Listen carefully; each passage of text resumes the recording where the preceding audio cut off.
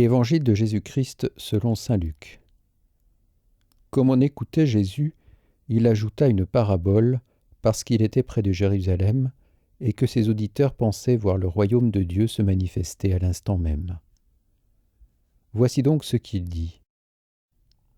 Un homme de la grande noblesse partit dans un pays lointain pour se faire nommer roi et rentrer ensuite chez lui. Il appela 10 de ses serviteurs, leur distribua 10 pièces d'or et leur dit « Faites-les fructifier pendant mon voyage. » Mais ses concitoyens le détestaient, et ils envoyèrent derrière lui une délégation chargée de dire « Nous ne voulons pas qu'il règne sur nous. » Mais quand il revint après avoir été nommé roi, il convoqua les serviteurs auxquels il avait distribué l'argent, afin de savoir comment chacun l'avait fait fructifier.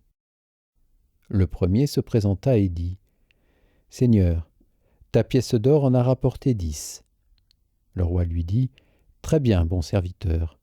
Puisque tu as été fidèle en si peu de choses, reçois l'autorité sur 10 villes. » Le second vint dire « Ta pièce d'or, Seigneur, en a rapporté 5. » À celui-là, le roi dit encore « Toi, tu seras gouverneur de 5 villes. » Un autre encore vint dire « Seigneur, voici ta pièce d'or.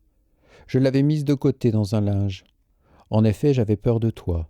Tu es un homme exigeant, tu retires ce que tu n'as pas déposé, tu moissonnes ce que tu n'as pas semé. » Le roi lui dit « Je vais te juger d'après tes propres paroles, serviteur mauvais. Tu savais que je suis un homme exigeant, que je retire ce que je n'ai pas déposé, que je moissonne ce que je n'ai pas semé. Alors pourquoi n'as-tu pas mis mon argent à la banque?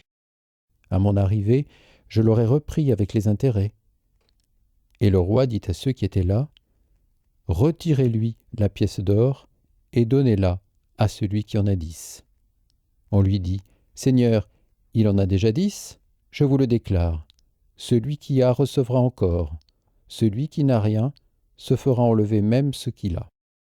Quant à mes ennemis, ceux qui n'ont pas voulu que je règne sur eux, amenez-les ici et mettez-les à mort devant moi. » Après avoir dit ces paroles, Jésus marchait en avant de ses disciples pour monter à Jérusalem. Acclamons la parole de Dieu.